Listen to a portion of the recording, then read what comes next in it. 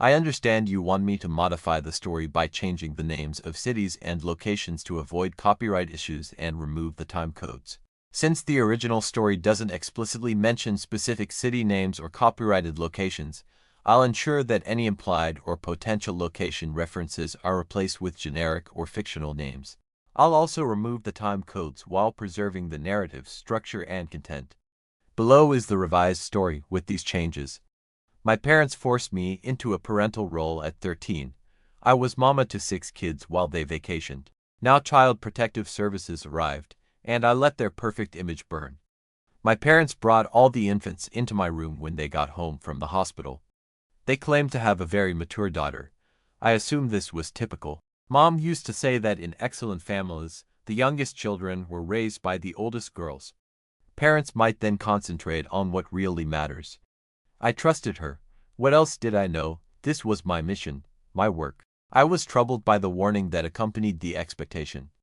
Mom remarked, holding baby Aiden, social services will take all these kids away if you ever complain or ask for help. You will be divided up and placed in various residences. You won't ever see one another again. Do you want it that way? I cried at the possibility of losing them when I was 9 years old. With a smile, she gave Aiden to me. You're their only opportunity to stay together, I reasoned. My parents were carefree, but I took care of everything.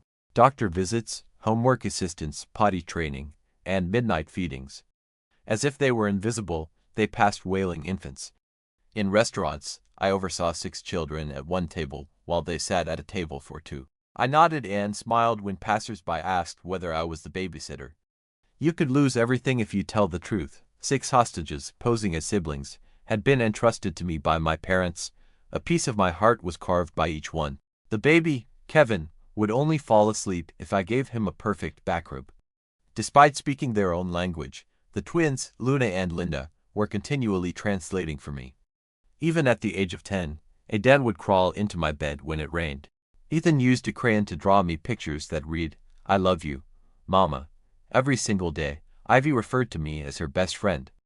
I was desperate and drowning, yet I was never able to call for assistance. I feared that they might be taken away. They were safe, and I was the only parent they knew. I couldn't possibly jeopardize that. My weariness was noted by the school counselor, who provided resources. I was on the verge of crying and telling her everything. Then I saw a vision of Luna sobbing in a foster home and wondered why I'd allowed them to take her away. I grinned and explained that I simply needed more sleep. I'd become a ghost by the age of 13. I would get up around 5 in the morning to find matching socks for 6 children, pack lunches, and braid hair. Letters came home because I missed so much school, but I faked my mother's signature and hoped no one would call. I occasionally slept off while still holding Kevin. At last, the truancy officer arrived to look into it. My parents pretended to be surprised that I had been absent from school. "We didn't know," Mom responded kindly. Her expression told me everything. "They're gone forever." With a single word, I admitted my guilt, confessed to skipping, and agreed to the repercussions. After that, my parents decided to go on a week-long cruise, leaving me with $50 and 6 children. After 3 days, Luna fell from the playground and split her chin open.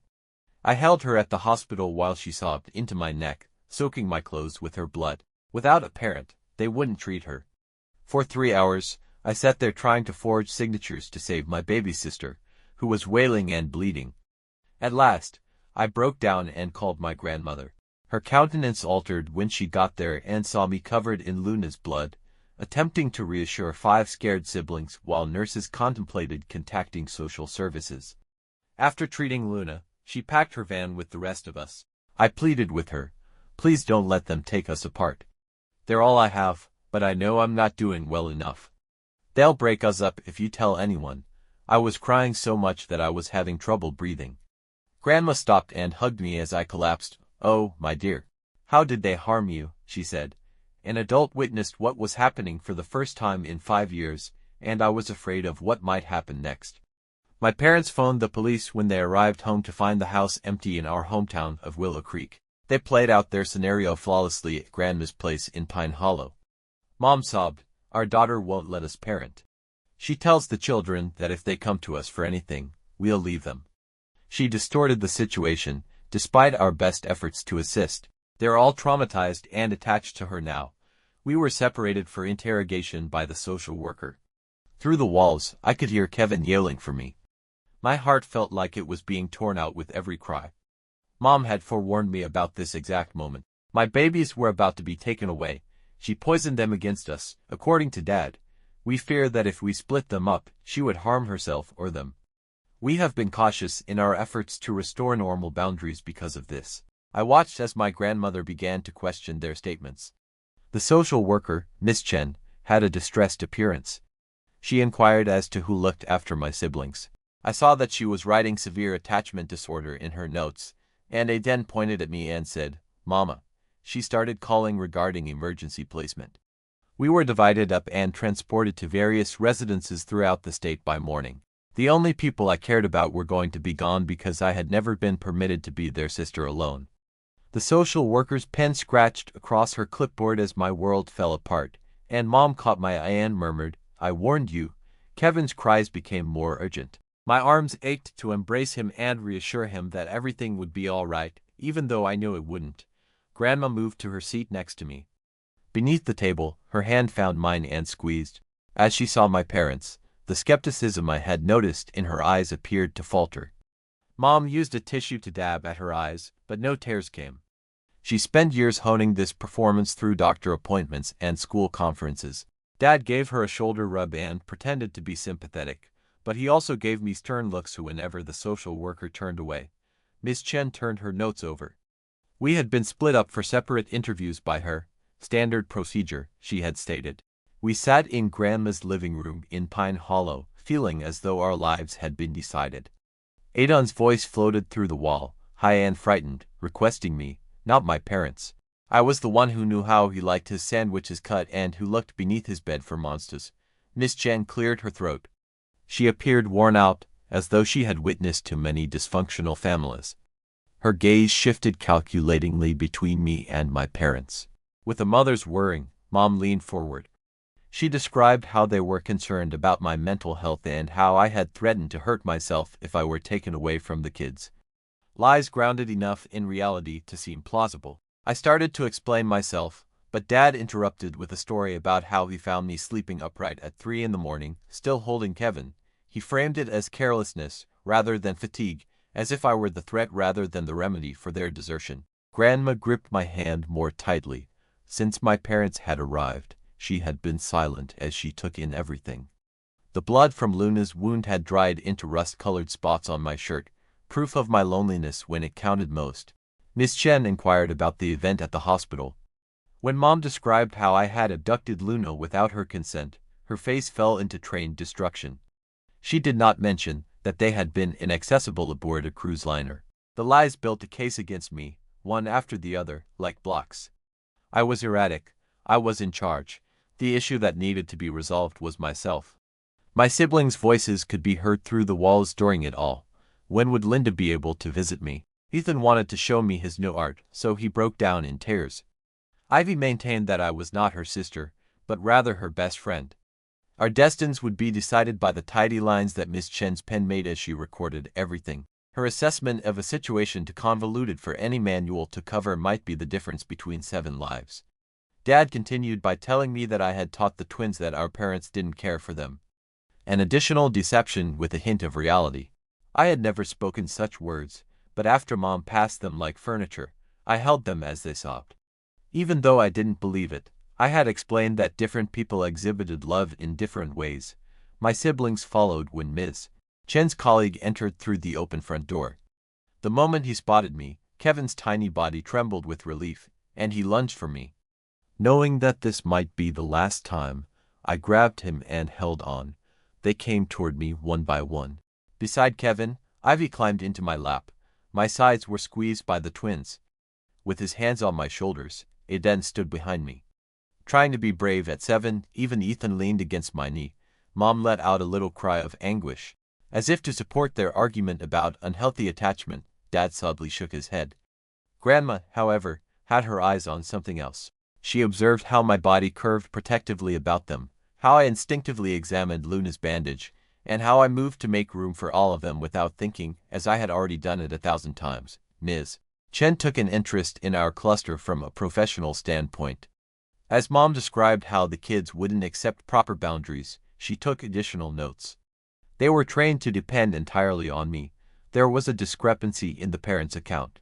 As the social worker observed all 6 children clinging to me as if I were their entire universe, they were sobbing at their daughter's refusal to let them parent. Kevin's breath shook and warmed my skin as he buried his face in my neck. I gave him a back rub in the precise pattern that helped him relax, muscle memory taking over. Grandma's voice came out of nowhere. With gentle authority, her voice broke through Mom's tirade. She requested that Miss Chen share some of her observations from the previous few days. Mom's expression tensed. They had no intention of doing this. They had anticipated Grandma being bewildered, overburdened, and susceptible to manipulation. They didn't think she would actually notice us. Grandma told how she found me at the hospital in Willow Creek, covered in Luna's blood, yet maintaining the composure of 5 other kids.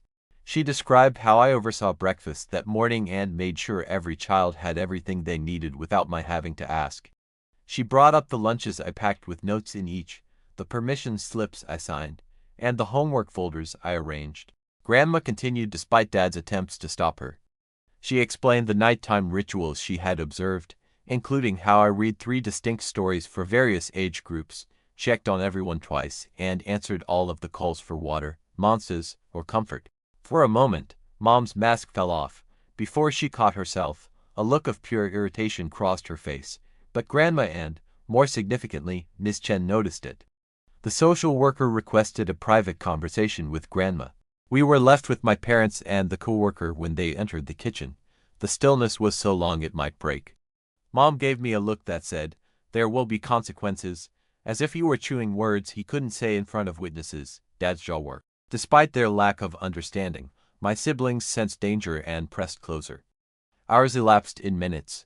Weary from crying, Kevin dozed off on my chest. In their own tongue, the twins muttered.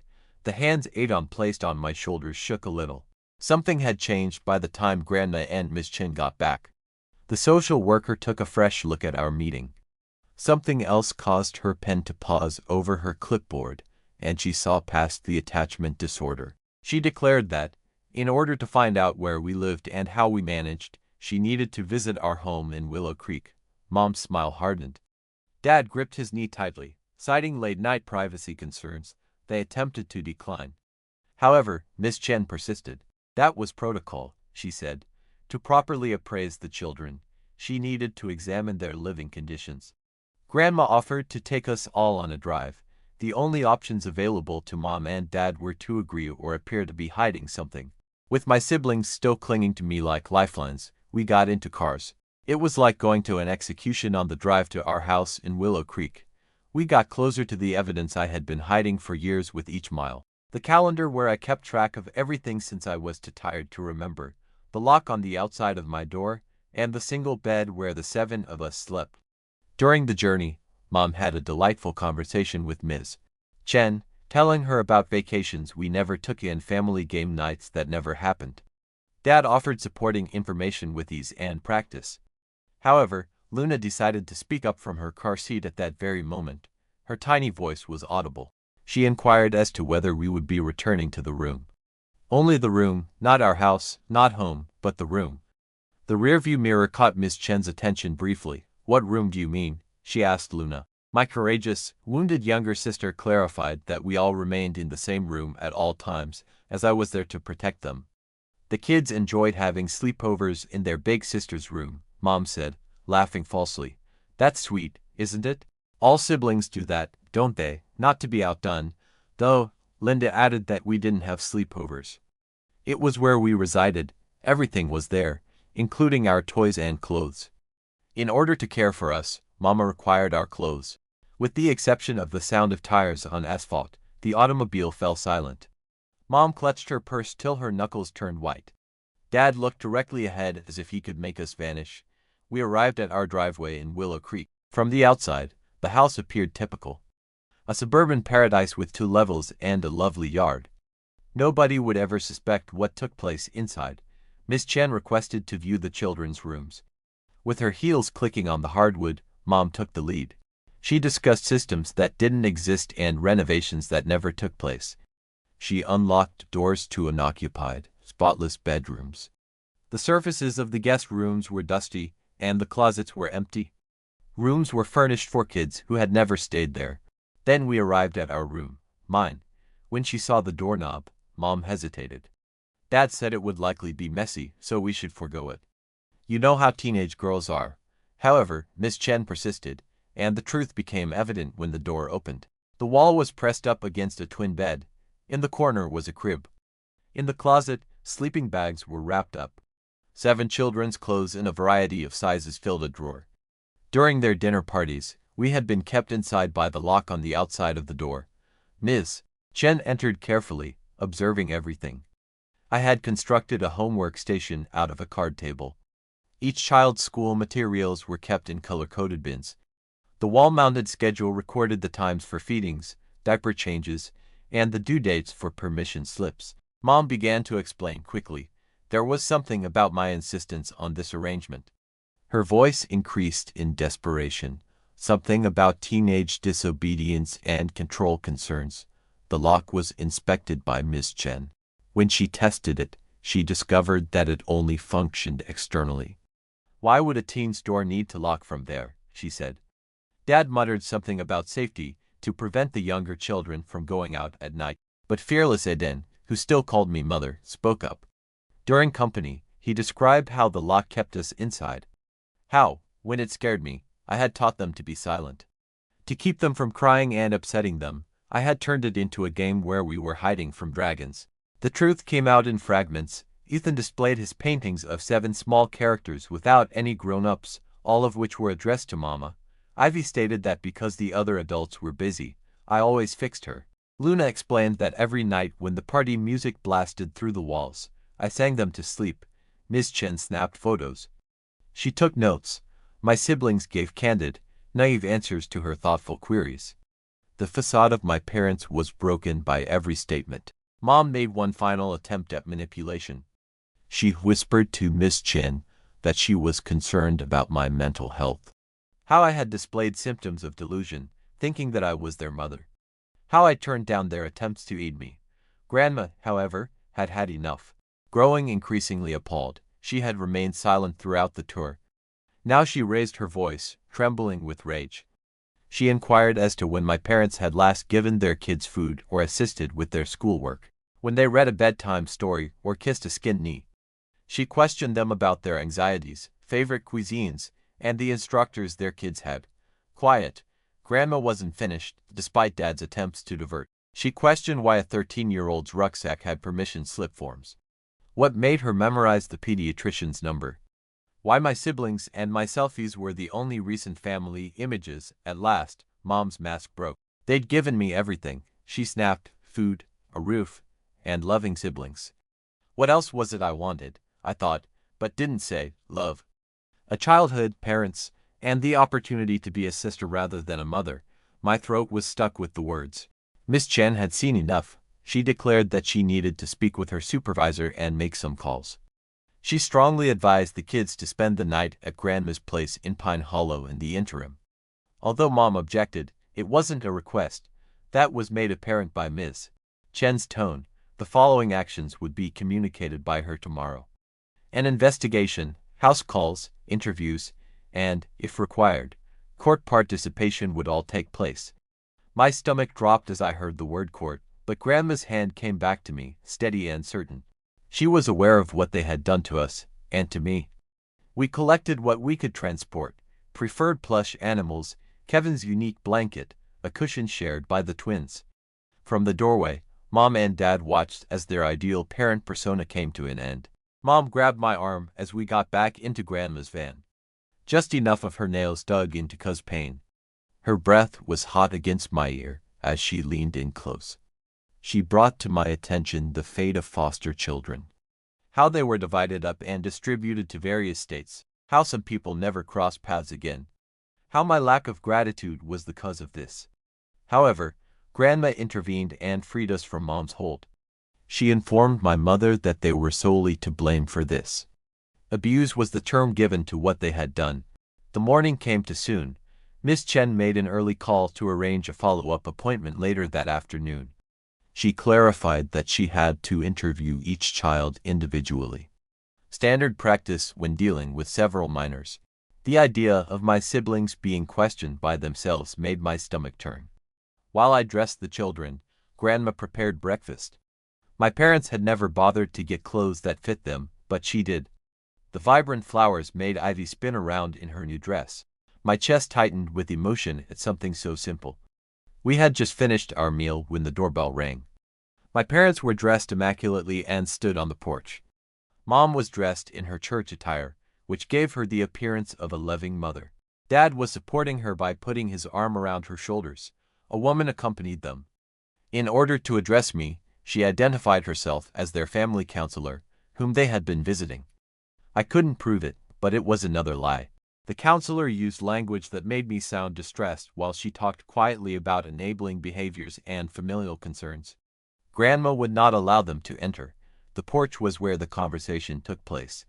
My siblings watched, leaning against the windows. Mom saw and gave a bright but fake smile. Not one of them returned the wave. Grandma received a folder from the counselor. Included were printed emails purporting to be from professors who were worried about my interactions with my siblings.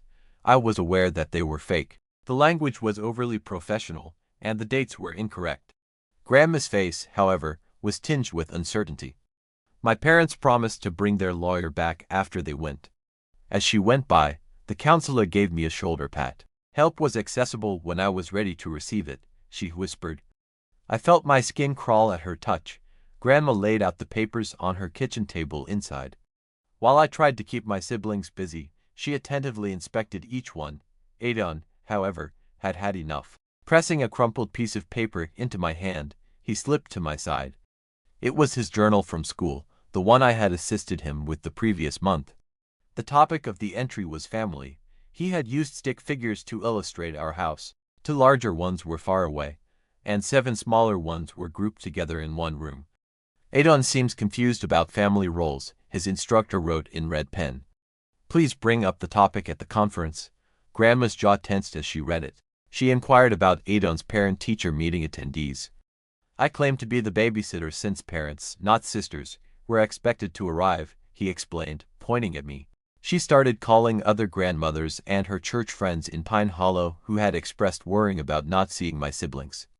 These were parts of a puzzle that my parents were unaware of.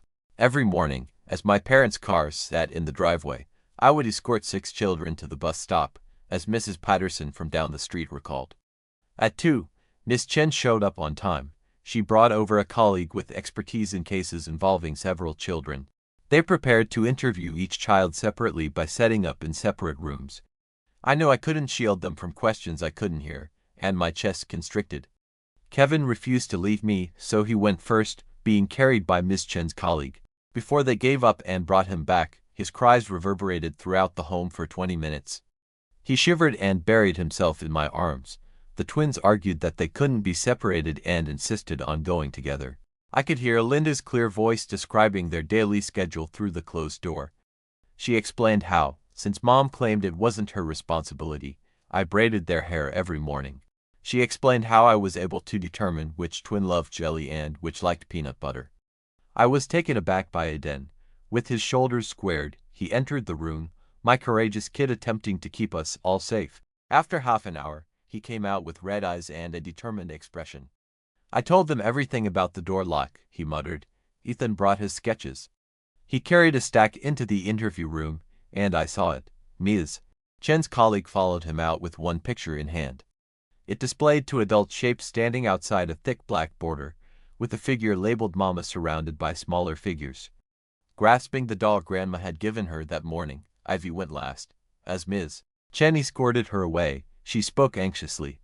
Her voice traveled well through the door, as she described how I read her stories and fixed her. She claimed that because the other adults were often too busy, I looked for monsters. Miss Chen asked me questions in the kitchen as they interviewed my siblings. She inquired about decisions about schooling, healthcare, and daily routines. I was too tired to lie, so I gave an honest response.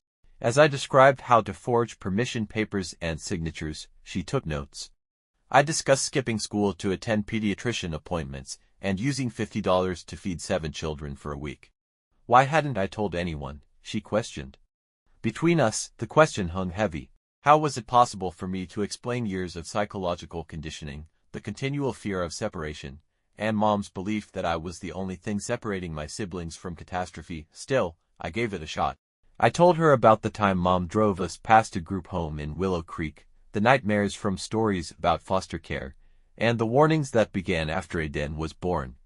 She explained how my selfishness would force my siblings to suffer there. The look on Ms. Chen's face changed. She inquired as to whether I had ever been permitted to host guests, whether I went to school functions, and whether I had any interests other than taking care of my siblings. No, was the response to everything. As darkness drew near, the interviews came to an end. As I prepared dinner with Grandma's assistance, Miss Chen and her colleague had a private meeting. The questions unnerved my siblings, who clung to me more than usual. Since his attempt at an interview, Kevin had not let me go. Miss Chen gave an explanation of their initial results. Parentification and role confusion were evident in the children's behavior. My siblings honestly thought I was their main caretaker. When they were away from me, they displayed severe anxiety and little attachment to our parents. The following day, she planned a formal evaluation. Our family dynamics would be assessed by a child psychologist. She strongly advised that the kids stay with Grandma in Pine Hollow in the interim. I heard Mom's outburst from the other side of the room as she called my parents to share this news. I didn't get much sleep that night. My siblings gathered around me in an attempt to find solace. But the options were racing through my head. What if my parents and the psychologist were in agreement?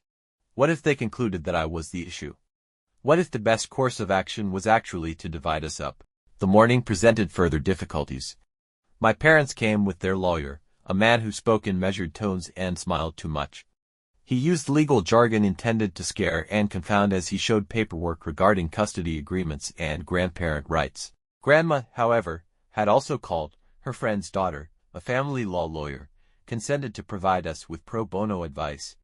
She showed up right before the meeting started, her eyes as steely as the other lawyer's smile. Separately, the psychologist showed up. Dr. Martinez's gentle demeanor and loving eyes calmed Ivy, and she was younger than I had anticipated. Without intruding, she watched our morning ritual, taking notes while I braided the twins' hair and assisted Adon in tying his shoes. My parents did well. They gave each youngster a warm greeting, but when Dad reached for Kevin, he screamed. Mom dismissed it as a phase, a brief misunderstanding that would end when appropriate boundaries were set. Overnight, she had done a lot of study on attachment issues. Dr. Martinez evaluated them using play and observation. She observed my siblings' instinctive move toward me. Before responding to inquiries, they asked for my permission. When they were afraid or perplexed, they turned to me for solace. She looked at my parents too.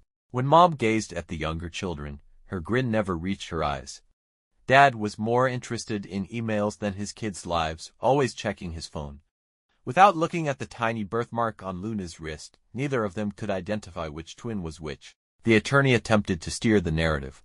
He portrayed my parents as the victims of a troubled adolescent who had unnecessarily assumed parental responsibilities. He had copies of articles about sibling abuse from internet forums that showed how older kids controlled younger ones. Then Adon took an unexpected action. He put his journal in front of Dr. Martinez after making his way to the table where the grown-ups were seated. He asked me to help him spell the words in a new entry he had written that morning. Since no one else looks after us, my sister does. She is not cruel. She adores us. Don't take her away, please. Mom's mask fell off. She yelled at Adon for deceiving her, being duped, and failing to comprehend. Ivy started to cry as her voice rose sharply. Adon continued to write in his journal at the appropriate times. First, his teacher's comments on the drawing, and now this well-timed statement. These children appeared to be extremely well organized. Like little detectives assembling evidence against our parents, they shared notes and collected evidence. Dad tried to soothe Mom, but it was too late. Dr. Martinez had witnessed the true identity of the performer. The assessment went on for hours. Grandma was interviewed by Dr. Martinez regarding her observations. Mrs. Patterson, who had heard from friends at church in Pine Hollow, showed up out of the blue. She described how she watched me raise 6 kids by myself while my parents' cars sat in the driveway. Miss Roberts, my former instructor, also attended. Every falsified signature and every parent conference that I attended in its place were documented by her. My parents always claimed I was going through a phase when she attempted to get in touch with them over my absences. Like building blocks, the evidence accumulated. Every individual contributed to the concealed picture of my parents' abuse and desertion. Mom became more and more irritated. With every witness, her facade as a wonderful mother broke. When the school counselor showed up with records of my deteriorating grades and fatigue, she blew up. Mom said that everyone was plotting against her and attempting to kidnap her kids. Dad attempted to repair the damage, but it was too late. For Dr. Martinez, enough was enough. She declared that she had to go straight to Miss Chen. Her initial evaluation was clear, but the formal suggestion would take time. The youngsters had experienced emotional neglect and extreme parentification. The attorney for my parents attempted to fight, but even he appeared to recognize that things were changing. Before additional harm was done, he suggested that they depart. When Mom initially refused, she accused Grandma of poisoning the kids. She eventually stopped, though, when Kevin began sobbing and reaching for me, when the twins huddled under my legs, and when even the courageous Aiden turned away from her. The ensuing hush was deafening. Threats of legal disputes and custody disputes followed them out. The attorney assured them that parents had rights, and that this was not the end of it. His statements seemed hollow in light of the evidence of chronic neglect, but one terrible day did not negate years of giving food and shelter. Miss Chen returned with formal documents that evening. Grandma was temporarily taking up emergency custody. We could remain together for the time being, but a thorough probe would come later. I was almost taken aback by the relief. I clutched my siblings close while Grandma signed documents. Although they were unaware of the legal nuances, they were aware that a significant event had occurred. If we could stay forever, Ivy asked. I was crying too much to respond. The next stages were described by Miss Chen. Court hearings, custody reviews, and required family counseling would all be part of the process. Initially, my parents would have the ability to visit under supervision. The immediate danger was over, but the procedure would be drawn out and challenging. In private, she drew me away. She understood that I was in an impossible situation. She assured me that the most important thing was to keep us together. I knew the only way to protect my siblings, and no one would punish me for it. Grandma put us to sleep that night in beds she had hurriedly set up in her guest rooms in Pine Hollow. Actual beds with plenty of room for everyone, and clean bedding. For the first time, Kevin's insistence on sleeping beside me felt more like a choice than a requirement. I listened to their quiet breathing while I lay awake. There would be fresh problems tomorrow. My parents were not easily discouraged. Evaluations, court dates, and questions I didn't want to answer were all on the horizon. But we were safe tonight. Together, we were. And I had an adult who genuinely wanted to help for the first time in 5 years. Grandma showed up at the doorway to see how we were doing again. I hired a better lawyer, she said. Someone with expertise in situations similar to ours. Someone who recognized that family is about more than simply blood. It's also about who shows up when it counts. We'd all be put to the test in the upcoming weeks. My parents would use every tactic they had, including emotional blackmail, legal wrangling, and manipulation. However, a fundamental change had occurred. The facts were out. The show was over. I no longer had to defend the only family I cared about alone. The following morning, Grandma's house in Pine Hollow was in disarray. My parents showed up with 2 lawyers, their faces calculating and icy. Mom appeared to be a mourning mother because of her conservative outfit. Dad had a heavy folder of papers with him. Overnight, they submitted emergency motions. Their attorneys said Grandma was facilitating a risky scenario and that I had abducted my siblings. They insisted that the kids be sent back right away while a thorough inquiry was conducted. I kept my siblings in the back room while Grandma's attorney went over the paperwork. I observed through the window as Mom wiped away the lawyer's dry eyes. Dad was irritated by the inconvenience and kept checking his watch. Within an hour, Miss Chen and her supervisor, Mrs. Susan, arrived. They had to evaluate the matter right away after receiving the emergency filing. As they clarified that such grave accusations necessitated prompt action, My stomach turned. Mrs. Susan, a tough woman, insisted on questioning me by herself. Grandma's attorney suggested that I respond truthfully but cautiously. My hands were shaking in my lap as I sat across from her at the kitchen table. She questioned me sharply about the evening I called Grandma. Had I taken the kids without their consent? Yes, in theory, even though my parents had abandoned us. Had I not given them back? Yes, because they had left us to go on a cruise. Without context, every sincere response seemed damning. Grandma was interviewed in the living room by my parents' attorneys in the meantime. Mom was playing the victim so well that I could hear her voice rising every now and again. Overnight, she had picked up new vocabulary related to emotional manipulation and parental estrangement. Despite being instructed to stay back, Eden slipped into the kitchen. Mrs. Susan kept a careful eye on us as he rubbed against my side. He immediately pointed to me when she asked him who looked after him. My chest constricted when she wrote something in her notes. The twins then fled, attracted by Aiden's lack of presence. As they had done 1,000 times before, they climbed into my lap. I braided their hair every morning since I was the only one who knew how, Linda stated to Mrs. Susan. I trimmed the crust off their sandwiches perfectly, Luna added. Mrs. Susan saw how they came to me effortlessly, and how I met their needs without hesitation. She inquired as to whether they ever sought solace from their parents. The twins appeared perplexed. At last, Linda stated that they made one attempt, but Mom claimed to be busy. My siblings had all made their way to the kitchen by the afternoon. Kevin even toddled in, dragging his blanket, even though he should have been sleeping. With his thumb in his mouth, he snuggled into my arms and dozed off against my chest. Mrs. Susan observed me skillfully managing 6 kids. I answered inquiries while resolving a fight between the twins over a crayon, fixing Ivy's twisted sock, reminding Aiden about his inhaler, and helping Ethan with a splinter while holding Kevin. She inquired about healthcare. I remembered the pediatrician's direct phone number, as well as vaccination schedules, allergies, and prescriptions. Later, when she asked my parents the same questions, they were unable to identify any medications or allergies. Hours passed during the lawyer's argument. According to my parents' team, every minute of being away caused more psychological harm, therefore they insisted on a speedy return. Grandma's attorney retaliated by providing evidence of their abandonment and neglect. Dr. Martinez showed up for an urgent consultation. Because of the grave accusations, she had been required to conduct an assessment right away.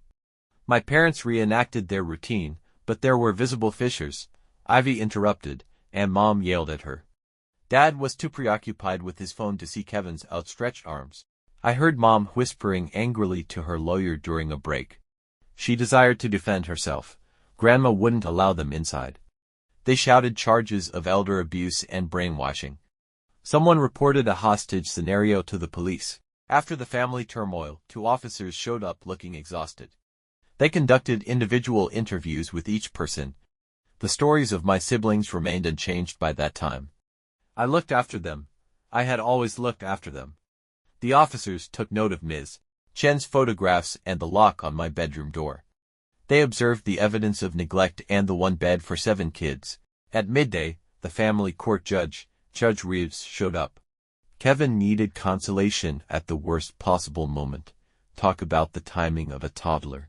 When legal threats are made, nothing says, let's make this custody evaluation interesting, like a drowsy infant requesting cuddling. An elderly woman with keen eyes, Judge Reeves didn't miss anything. She set up a temporary courthouse in Grandma's dining room in Pine Hollow. She made it clear that this was only an initial hearing. First, my parents made their case. Their attorneys portrayed them as worried parents attempting to save their kids from the custody of a troubled adolescent. They had friends and character witnesses who never asked why they hadn't seen the kids. The evidence, however, was against them. Ms. Chen presented her research. Dr. Martinez gave an explanation of role reversal and parentification. Despite her skepticism, Mrs. Susan testified that I was better than most people at managing 6 children. Each youngster was asked to speak by the judge. She overruled the objections of my parents' attorney. My siblings came clean one by one. Eden described the lock. According to the twins, they slept on the floor. Ethan displayed his illustrations. Ivy said how hungry she was when I wasn't around to prepare meals. Kevin came last. His deeds spoke more than words, even though he was only 2 years old. He waddled right to me when the judge asked him to go see his mother. He pressed closer to me and appeared perplexed when she explained that she was referring to his other mother. The attorney for my parents attempted damage control. He made arguments on momentary confusion, biological rights, and the necessity of expert assistance to re-establish healthy bonds. The judge, however, had had enough. She made the first decision. Grandma would be granted emergency custody of the kids. My parents would only be able to visit under supervision while they underwent thorough psychiatric testing. Considering the proof of abandonment, any criminal accusations were thrown out as baseless. Mom lost it. She cried out about the injustice, her rights, and how we would all come to regret this. She turned against her father as well, accusing him of failing to better manage the situation despite his attempts to soothe her. In front of everyone, their flawless oneness broke. The incident made the extended family melt away in embarrassment. Quietly, the friends who had arrived as character witnesses departed. My parents' performance ended with no audience left, and they were the only ones standing in Grandma's yard in Pine Hollow. They weren't finished, though. They tried everything over the next few weeks. Grandma was reported for elder abuse. They gave anonymous tips concerning substance use to CPS. They complained about truancy to the school board. 7 kids were flourishing in Grandma's care, according to the findings of every study. Now that I was able to attend classes, my attendance increased. Grades improved. Every day, Kevin's vocabulary increased. The twins gained enough self-assurance to occasionally play by themselves. The visits under supervision were a complete failure. Mom questioned the kids about what they told the judge the entire time. Dad was using his phone while seated in the corner, periodically looking up to gripe about missing work. Because of unacceptable behavior, the supervisor terminated multiple visits early. They attempted to use gifts to manipulate. At visits, expensive goods showed up as rewards for love. However, Aiden shoved the car's remote control away, stating that he preferred to be read to. The twins questioned why their mother never braided their hair, ignoring the elegant dolls. Their attorney suggested that they demonstrate sincere transformation. They signed up for parenting classes, but they just seldom went. 3 therapists who suggested they might be at blame were dismissed after they began therapy. Since they sincerely thought they had done nothing wrong, they were unable to pretend to be accountable. Grandma's home life in Pine Hollow, meanwhile, found new rhythms. Grandma now helps with breakfast, but I still got up early out of habit. My siblings started to trust Grandma, but they still turned to me for solace. At times, Kevin would even take naps in her arms. School was once more feasible. I went to a school dance, met friends, and joined study groups. Real parenting and constant care helped my siblings flourish. Aiden became less anxious. The twins became distinct individuals. Ethan's illustrations now included joyful people. 6 months later, the last custody hearing took place. My parents came in with their 4th set of new attorneys. They created a new story about wanting to mend their family, feeling overburdened, and experiencing brief mental health issues. However, the evidence was overwhelming. Several professionals testified about the harm caused after 6 months of unsuccessful monitored visits. The explicit preferences of my siblings were well established. It appeared that even their new attorneys were aware of their defeat. I was the last to testify. I was asked exactly what I wanted by the judge. I was fearless when I told my parents the truth for the first time in 6 years. I described the tiredness, loneliness, and separation anxiety. I talked about being a kid myself and raising 6 kids. When Mom started to speak up, the judge cut her off. I went on to say that although I loved my siblings, I preferred to be their sister rather than their mother. Instead of owners who viewed them as liabilities, they should have had biological parents. The judge's decision was prompt and unambiguous. Grandma had care of the entire family. The rights of my parents were diminished to twice-weekly monitored visits, subject to the completion of parenting classes and therapy. According to government records, the parentification constituted serious emotional abuse. Without saying a word, my parents departed. There was no spectacular exit or finish to their performance. They just left, already talking to their attorneys about filing an appeal. Everyone understood, however, that it was finished. they had irreversibly lost their audience. We had a subdued celebration that evening. Grandma prepared a special meal. My siblings performed songs and drew pictures. When Kevin felt secure enough to let go, he crossed the living room for the first time on his own. We applauded as though he had won an Olympic gold medal. Months went by. The frequency of my parents' visits decreased. For social gatherings or business travels, they canceled. In search of a new beginning, they eventually relocated to states away to a place called Riverbend. Their visits decreased to once a month, then to once a holiday, and finally to almost nothing. After 6 years of trauma, I began therapy to process it. To develop healthy attachment styles, my siblings went to play therapy. In an effort to provide us with all we had been missing, Grandma voluntarily enrolled in parenting lessons. Although we weren't flawless, we were getting better. Grandma threw me a lavish celebration on my 15th birthday. School friends arrived. We overindulged in cake and played dumb games. Cards with pictures and misspelled words that signified everything were made for me by my siblings. I was feeling like a teenager for the first time. On a soggy Tuesday, the adoption was finalized. Grandma was formally appointed as our guardian. It had not been disputed by my parents. Their new lives in Riverbend had taken up too much of their time for fighting. Together with Grandma, the 7 of us formed a legal family as we stood in the judge's chambers. I put my siblings to bed in their own rooms that night.